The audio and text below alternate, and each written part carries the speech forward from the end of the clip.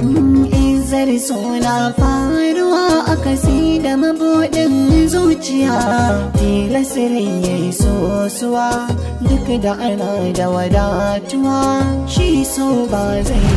Tashi ka fita.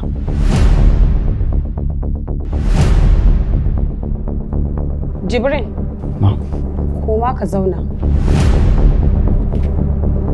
Ok, ina maka magana a matsayina na shugabanka, amma kana neman wuri kana zama ko? Tashi ka fita. Ranka ya daɗe, a da za ka iya bani umarni na bi, amma ban da yanzu. Saboda a daidai wannan lokacin, ranki daɗe tana cikin wannan ma'aikatar. Saboda haka kai ma sama take da kai, da duk wani wanda yake wannan gurin.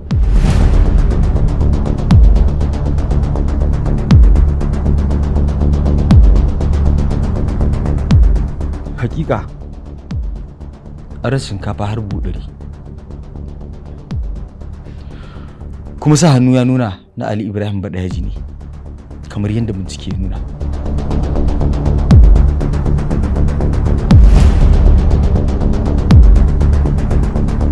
Amma shi ne baka ɗau matakin da ya dace da shi ba?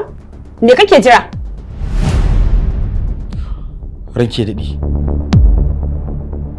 ban zartar da wani hukunci a kansa bane saboda ba ni da wata kwakwarar hujja akan cewa shi ya aikata wannan abun.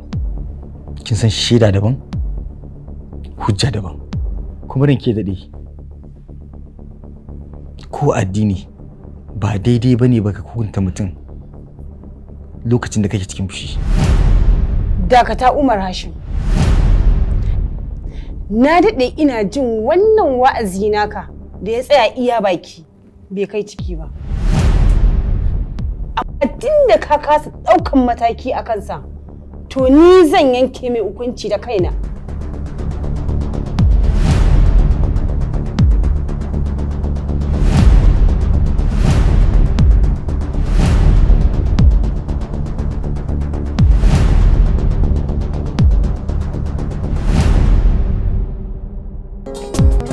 Izar suna faruwa a kasi da mabuɗin zuciya, tilasirin ya yi sosuwa duk da ana da wadatuwa, shi so ba zai ɓoye ba.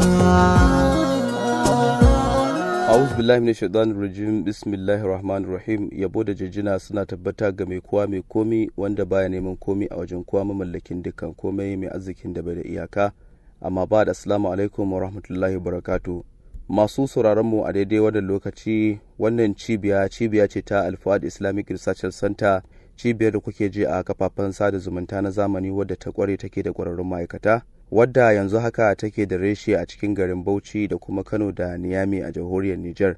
Cibiyar Al-Fuad Islamic Research Center cibiya ce wadda take bayar da maganin sanyi, maganin cutar HIV, mata masu matsala ta wasa daga banda namiji ko kuma ɗiya mace wanda ake kira da istimna'i, ko kuma masu matsalar hawan jini, ciwon suga, ciwon anta, ciwon koda, da kuma mata waɗanda suke da matsalar haihuwa ko kuma maza baki daya.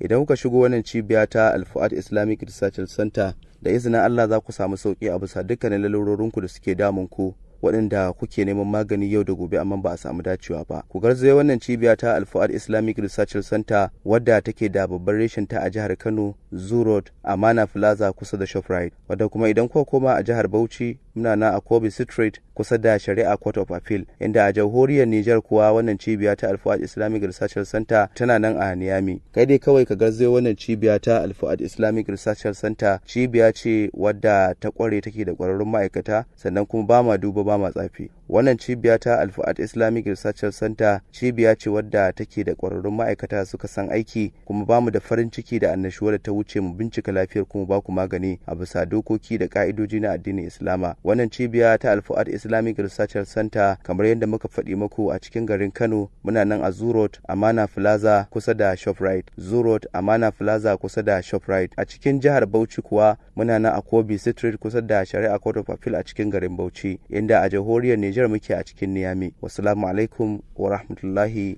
wa barakatuh.